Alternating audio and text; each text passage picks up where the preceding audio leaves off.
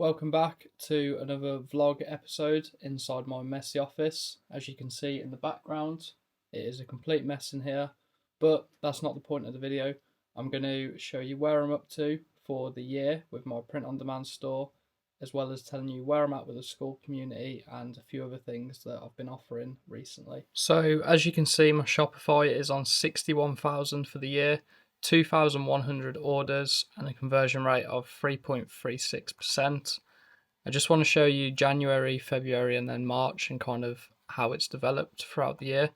So January was on 3,800, 129 orders. February was on 830 orders, 24,000. And then the current month to date, March, 1,187 orders, £33,000 in sales. As you can see, I had a really good start to March and then it's kind of dropped off. Now, there's a reason for it dropping off, which I'm going to go over in next week's video when I kind of break down the analytics from March and tell you exactly everything that happened in that month. And then the Etsy is a pretty similar story to the Shopify. So as you can see, in January, I had 37 orders, February 61 orders, and March 156 orders. So it's followed the same pattern as my Shopify, where January started off slower, picked up in February, and the best month was March. And as you can see by the revenue this month, it has also dropped off in the same way that the Shopify has. Now, there is a reason for this, which I will go over in next week's video when I properly break down the analytics from March. So with the Shopify figures and the Etsy figures added together, I am at £66,500 in sales, or approximately $85,000. I operate at about a 50% profit margin after buying the t-shirts, paying Etsy fees, payment processing fees on Shopify. So from that 66,000 in turnover, the profit is approximately £32,000, which is pretty good considering we're only 3 months into the year. So in theory, I could make no money for the remainder of the year, and I've pretty much made a full-time yearly wage in the first 3 months of 2025. So that just shows the potential of print on demand, really. When you've got the right things in place, the right products, the right marketing technique, you really can make a lot of money with this business model. And then Etsy ads is something that I've continued to test. If you watched my video a couple of weeks ago, you'll know that I started testing Etsy ads, and since that video I've continued testing them, and to be honest, the data is getting better and I am seeing some really good results. So I might make a follow-up to that video, I'm not really sure yet, but as you can see, my spend is $1,100 and my return is nearly $3,000. So I spent 163 in January, 222 in Feb, and then 775 in March. So it is trending upwards, my spend, but my revenue is also following the same pattern. So yeah, I will probably make a follow-up video regarding Etsy ads. And then that kind of brings me on nicely to my next point, which is my school community. So now I've kind of made a safety net and got a fair bit of money behind me for the first 3 months of the year. I've now got a lot more time to really focus on the school community and build out the video lessons. So if you've watched my previous videos, you'll know that the lessons were just write-ups that I've done. But as of yesterday, I've now started going through each lesson and adding a video. So what I'm going to be doing for most lessons is creating a Miro board. So this is one that I made for the first lesson. It's pretty simple. It's just what is print on demand, and it takes you through the business model. I think creating Miro boards and walking you through each step is the best way to do it, because I can explain every point very clearly and you'll get a very, very clear understanding of what it is you need to do to start and scale a print on demand business properly. So yeah, I am going to be going through every single module on my school community and adding a video lesson to all of the existing lessons. It's going to take me a very long time, but it will be a very, very good course once it's complete.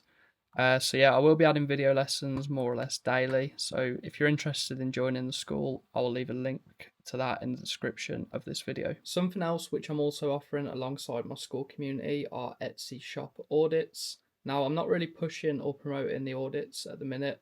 They're just kind of in my link in my bio on Instagram and TikTok. But a student in my school community, they saw I was offering Etsy shop audits. They didn't really have a clear direction in terms of what products they should be making and what a good design looked like. So they booked an Etsy shop audit. I made a plan for them, and then we jumped on call and I presented the plan.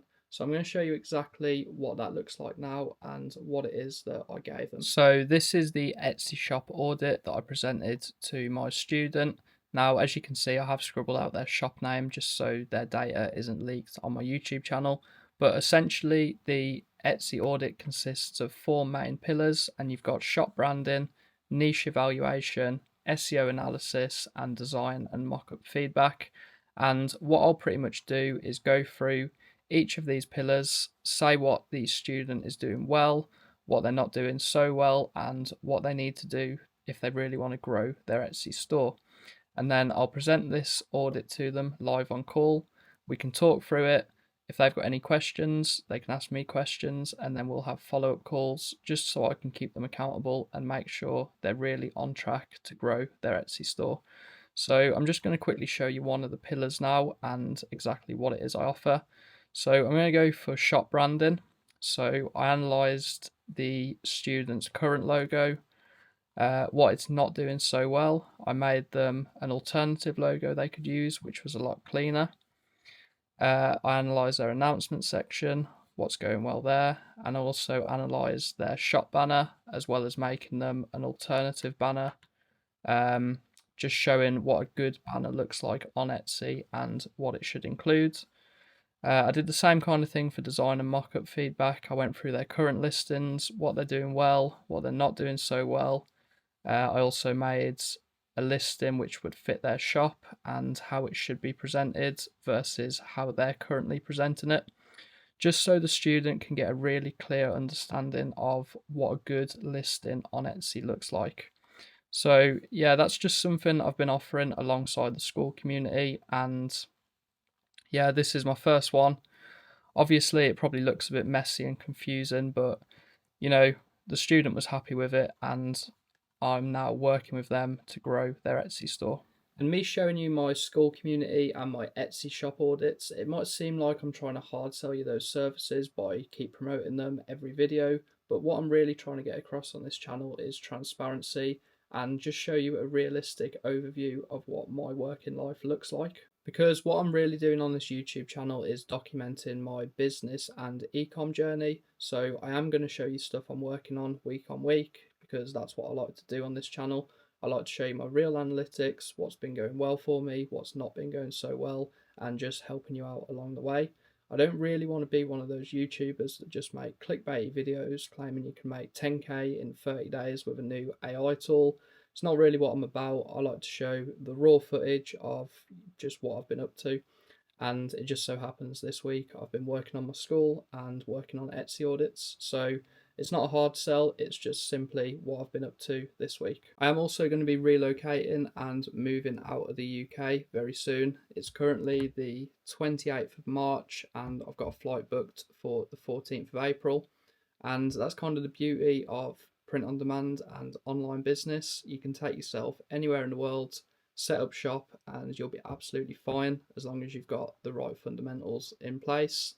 There's only so much growth I can do in this little office, to be honest. So there's a couple of reasons why I've decided to make that move, which I'll be explaining in not next week's video, but the video after. So next week's video will be a breakdown of my March print on demand sales and analytics. And then the video after that will be the reasons why I've decided to leave the UK. Not entirely sure how long I'll be gone for, but yeah, stay tuned for that video. And if you are interested in digital nomad style videos and what it is like to work and live in a country that you're not familiar with, then let me know and I can definitely make those kind of videos for you. I did spend 2 months last year in Thailand working on my business, so I do know what it is like, but I am going to a new country that I've not been to before this time around. So if you've got any guesses as to what that country might be, drop a comment and I'll let you know if you're right.